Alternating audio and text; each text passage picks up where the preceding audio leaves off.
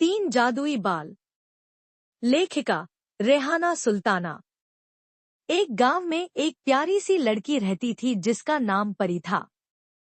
परी बहुत समझदार और सपने देखने वाली लड़की थी।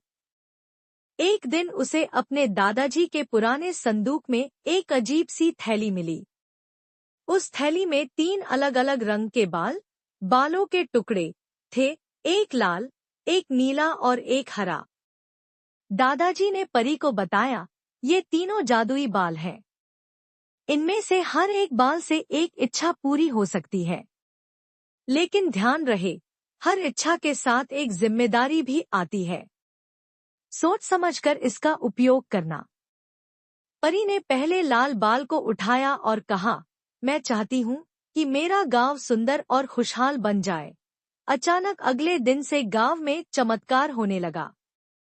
नदियां साफ हो गईं, चारों तरफ हरियाली छा गई और लोग खुश दिखाई देने लगे।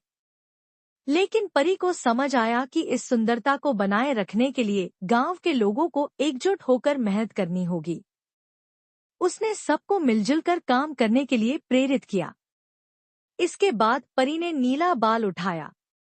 उस समय गांव में कुछ लोग आपस में झगड़ रहे थे। परी ने कहा, मैं चाहती हूँ कि सब लोग आपस में दोस्त बन जाएं और गांव में एकता हो। जैसे ही उसने इच्छा जाहिर की, गांव के सभी झगड़े खत्म हो गए। लोग आपस में प्रेम पूर्वक रहने लगे। परी को एहसास हुआ कि एकता को बनाए रखने के लिए सभी को एक दूसरे की भावनाओं को समझना होगा। अब केवल हरा बाल बचा था। परी जानती थी कि वह इसका उपयोग अपने किसी बड़े सपने को पूरा करने के लिए कर सकती है। लेकिन उसने फैसला किया कि वह इस बाल का उपयोग तभी करेगी जब उसकी इच्छा सबके भले के लिए हो।